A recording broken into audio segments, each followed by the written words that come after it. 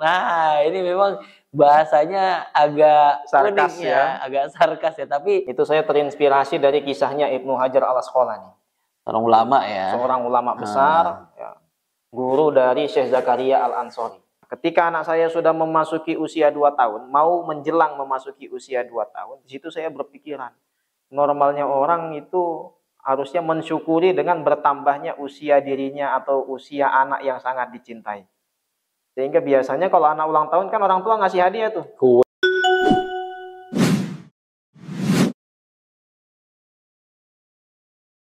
Bismillahirrahmanirrahim. Assalamualaikum warahmatullahi wabarakatuh. Waalaikumsalam.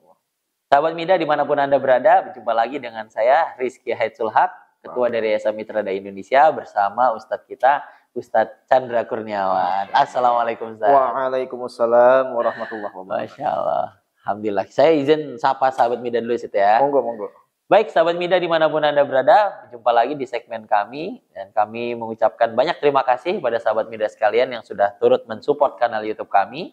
Jangan lupa dukung terus kami dengan cara like, komen, dan subscribe. Insya Allah harapan kami hanya satu, bagaimana kanal YouTube ini bisa bermanfaat. Ya. Masalah subscriber itu insya Allah bonus ya. Bonus ya. Dan hari ini kita sudah kedatangan narasumber kita nih, Ustadz Chandra Kurniawan. Assalamualaikum Ustadz. Waalaikumsalam warahmatullahi.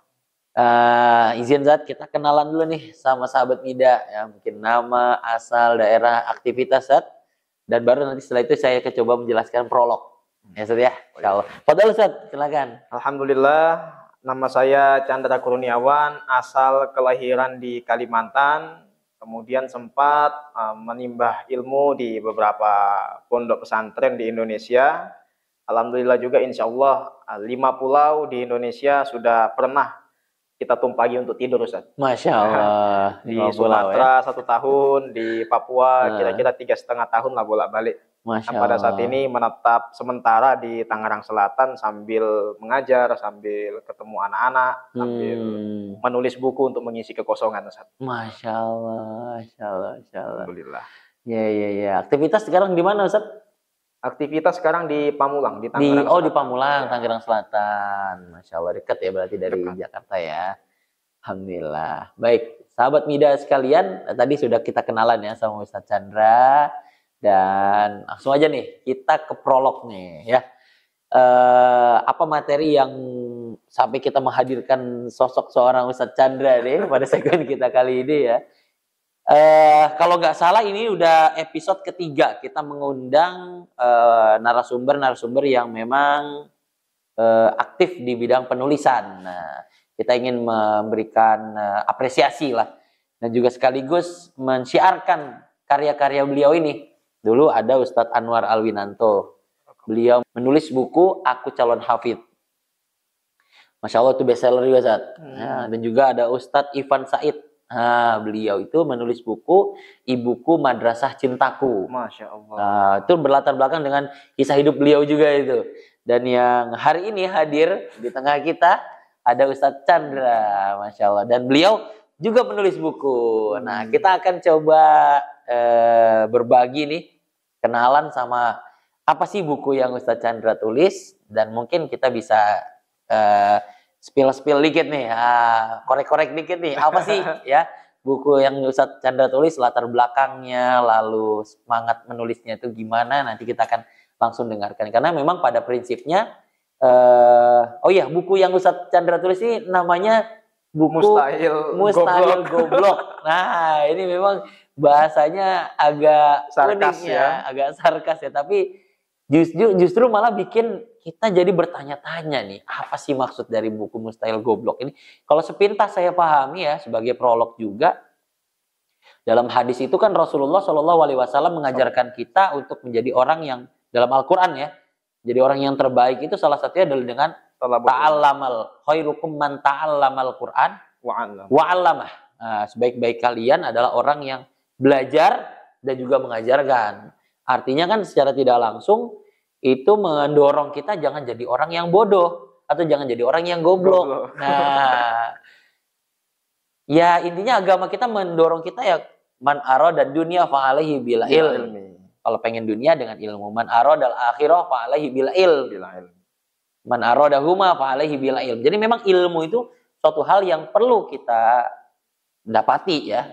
Kayak orang banyak yang belajar nutut ilmu dan sebagainya. Tapi ini sehingga biar kita menjadi orang yang mustahil goblok di hadapan Allah. Nah, tapi tetap jadi orang yang alim agar kita bisa mendapatkan dunia dan juga akhirat seperti perkataan ulama tadi.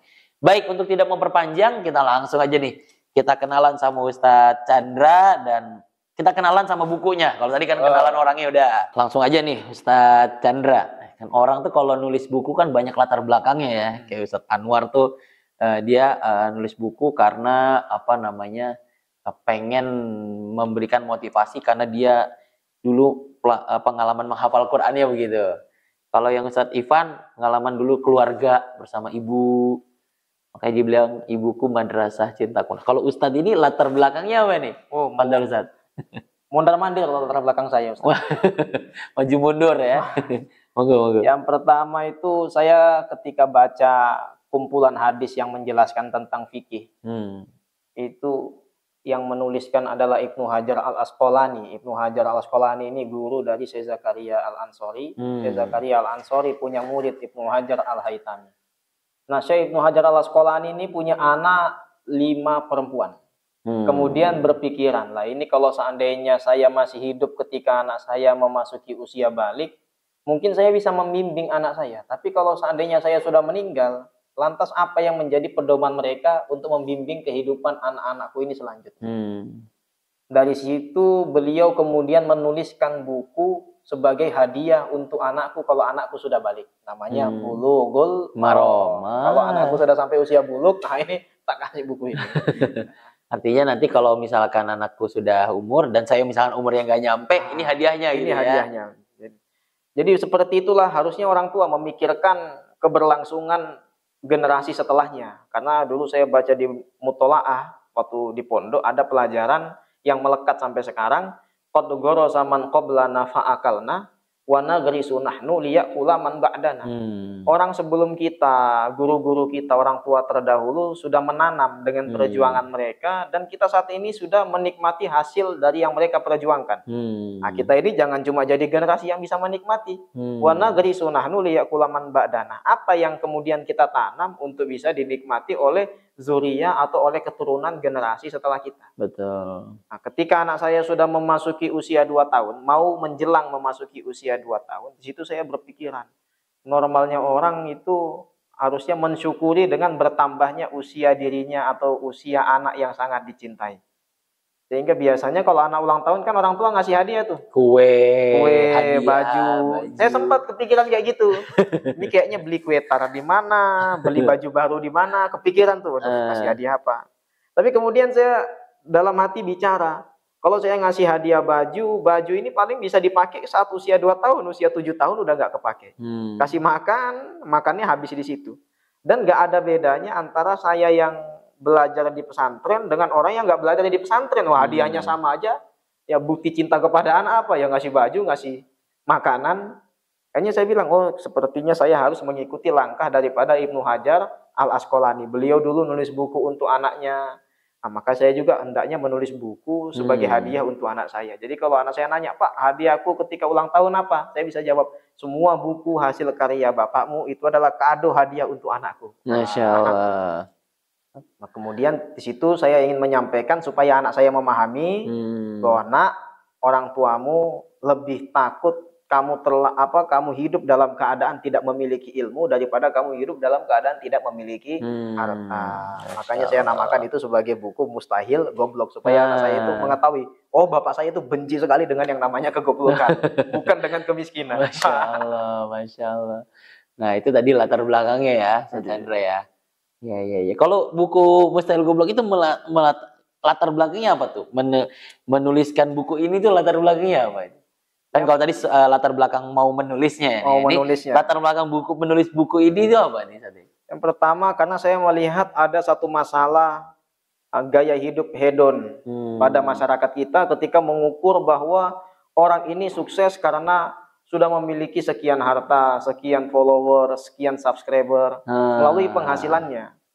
Tapi ketika ada orang yang lulus sampai tingkatan doktoral misalnya, sudah bisa baca kitab, tapi gara-gara cuma jadi penjual es tebu atau jadi penjual es kelapa, dengan santainya masyarakat bilang, oh dia sekolah tinggi-tinggi tapi gagal. Oh, itu banyak tuh, Banyak. tuh. Tapi Iya, iya. giliran kayak contoh beberapa toko yang nggak lulus SD, beberapa artis yang nggak lulus sekolah, hanya gara-gara mobilnya mewah, dia walaupun nggak lulus SD, tapi dia sukses loh.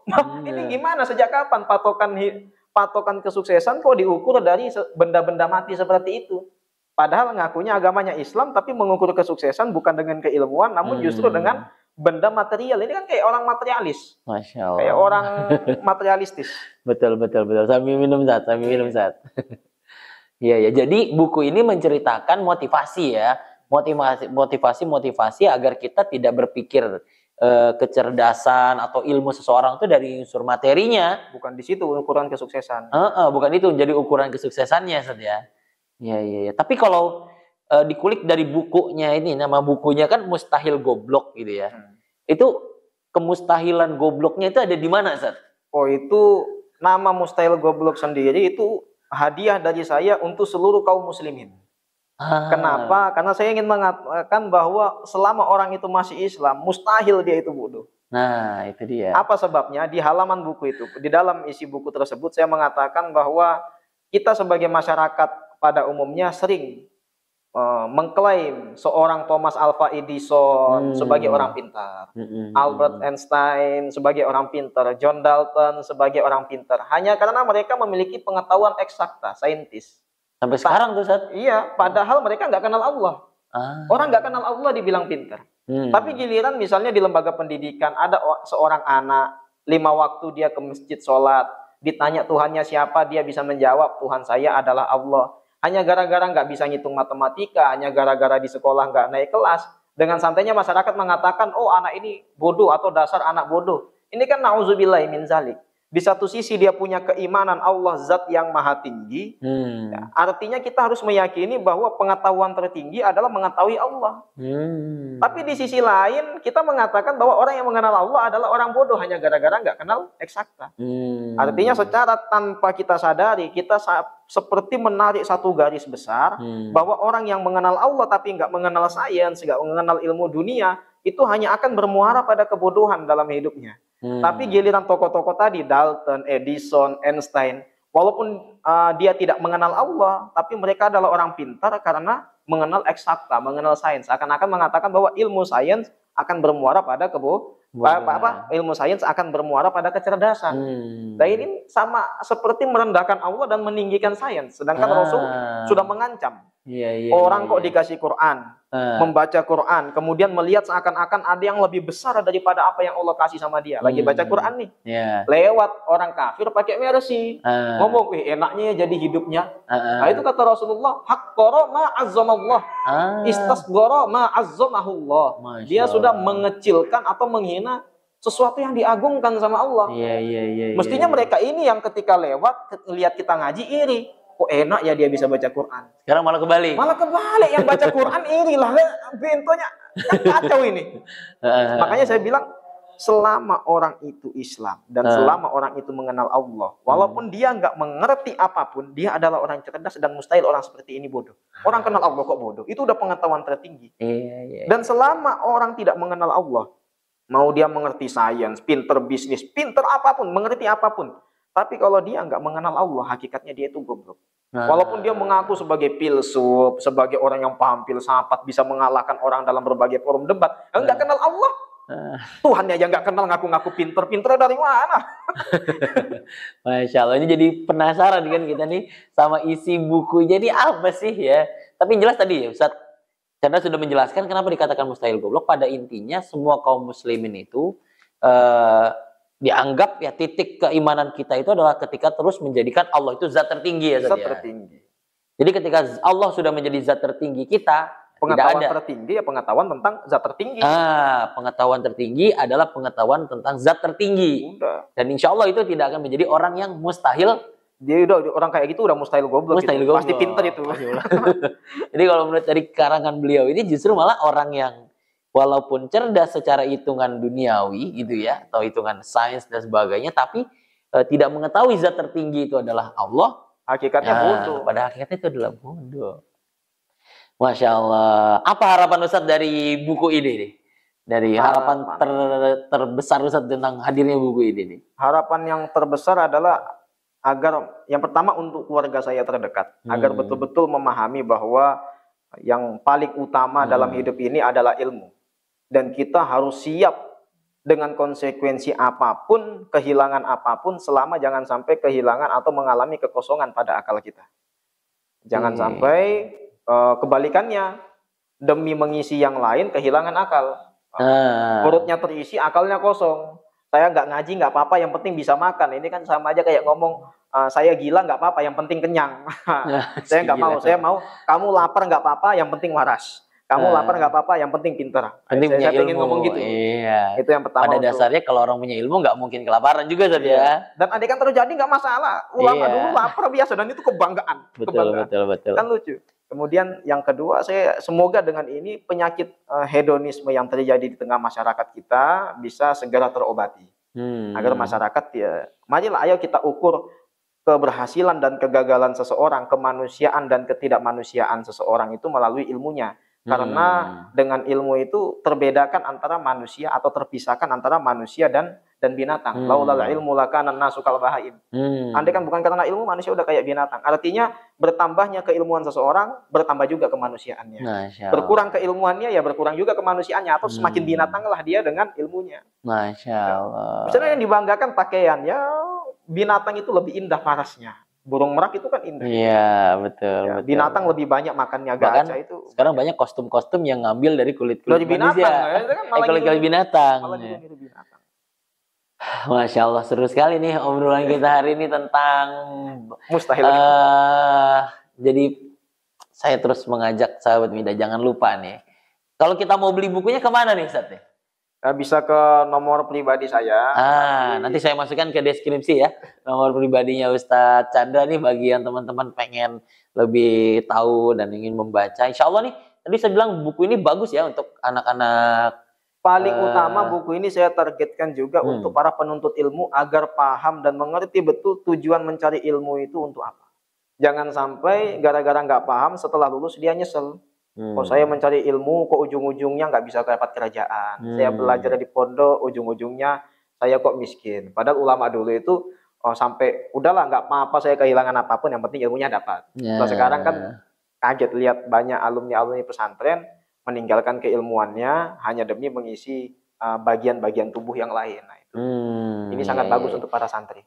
Jadi ini buku ini memang sasaran beliau nih untuk para penuntut ilmu ya. Agar bisa lebih memahami ilmu yang dia dapat itu tidak hanya untuk kebutuhan perut misalkan ya, atau kebutuhan hedonnya, kebutuhan duniawinya, tapi itu bekal yang sebenarnya bekal. Bahkan kalau perlu ya tadi ya, dari ilmu yang dia dapat tuh gimana caranya ilmu itu bisa dinikmati oleh orang banyak dan mengalir terus jadi amal jariah ya. Semoga buku Mustahil Goblok ini ketika menghadirkan pencerahan untuk para penuntut ilmu jadi amal jariah buat Ustaz Chandra ini. Masya Allah. Masya Allah. Jadi tadi kalau kita mau pesan buku ini, caranya lewat Ustaz, bisa japri ke nomor saya. Chandra aja ya. Atau sudah ada di e-commerce ya? Di Shopee sudah ada sih. Sudah ada. Di Masya Allah. Bisa tuh kita pesan tuh di e-commerce Shopee ya. Oke, Masya Allah. Masya Allah, kita jadi tercerahkan nih sebagai seorang penuntut ilmu ya. Jadi harus bangga kenal Allah, berani ngomong saya pinter. Kenapa saya kenal Allah? Orang yang nggak kenal Allah pede ngomong saya pinter, masa kita kenal Allah nggak pede? Masya Allah, Aidis. Closing statement Ustaz, buat sahabat-sahabat Mida nih dari pengalaman Ustaz menulis buku ini dan goal dari buku. Closing statement aja, quotes buat teman-teman Mida. Imam Asy-Syafi'i mengatakan di dalam satu kata-kata mutiaranya, seseorang tidak sampai pada derajat keilmuan ini atau tidak sampai pada makom tertinggi yaitu makom ilmu kecuali orang yang siap untuk mengalami kebangkrutan di dalam kehidupannya. Artinya kita dapat pelajaran bahwa kalau kita ingin mendapatkan keilmuan yang mulia dan mengatakan bahwa ilmu merupakan titik prioritas tertinggi dan terpenting dalam hidup kita, maka kita mesti siap mengorbankan segalanya demi ilmu. Seperti orang yang sakit kanker, siap kehilangan hartanya, yang penting penyakit badannya sembuh. Yang penting penyakit jantungnya sembuh. Betul. Maka kita siap kehilangan harta, siap kehilangan nyawa, bahkan siap kehilangan waktu. Demi apa? Yang penting penyakit pikiran saya sembuh. Penyakit kebodohan saya sembuh. Ya, seperti para sahabat terdahulu, mereka rela kehilangan apapun, yang penting mendapatkan ilmu dari Rasulullah Shallallahu Alaihi Wasallam. Jazakallah khairan Ustadz Chandra atas closing statementnya, dan juga tadi pemaparan tentang bedah soft launching ya, ini bahasanya soft launching, atau ada hard launchingnya? Insya Allah ini apa, opening grand launching ya? Insya Allah dalam waktu dekat akan kita segerakan mengadakan bedah buku tentang Mustahil Goblok. Masya Allah. Kita doakan semoga buku ini laris di pasaran, dan yang terpenting bukan hanya larisnya, tapi menghadirkan manfaat yang lebih luas buat sahabat Mida. Amin. Dan juga buat masyarakat ya, biar jadi amal jariah buat Ustadz Chandra. Alhamdulillah tidak terasa Ustadz, sudah 30 menitan lagi, plus tadi ada beberapa kesalahan teknis ya. Tapi tidak mengurangi semangat kita untuk berdiskusi pada siang hari ini. Dan kami ucapkan terima kasih banyak Ustadz Chandra sudah menyempatkan diri mampir ke kanal YouTube kami, menyapa sahabat Mida semua. Dan kami sekali lagi ucapkan terima kasih Ustadz. Jazakallahu khairan. Dan mungkin dengan ini kita cukupkan dulu segmen kita kali ini dalam segmen bedah buku soft launching dari buku Mustahil Goblok karya Ustadz Chandra Kurniawan. Semoga bukunya bermanfaat, dan kami ucapkan terima kasih buat sahabat Mida semua yang sudah hadir di kanal YouTube kami. Semoga sahabat Mida semua senantiasa sehat dan dalam lindungan Allah Subhanahu wa taala. Kita juga tidak lupa doakan terus sahabat kita yang ada di Palestina. Amin. Semoga Allah rahmati para syuhadanya, Allah kuatkan langkah kaki para pejuangnya, dan Allah merdekakan Masjidil Aqsa tanpa ada penjajahan di atasnya. Amin amin ya rabbal alamin. Satu lagi, ya. Sebentar lagi bulan Ramadan. Ya betul.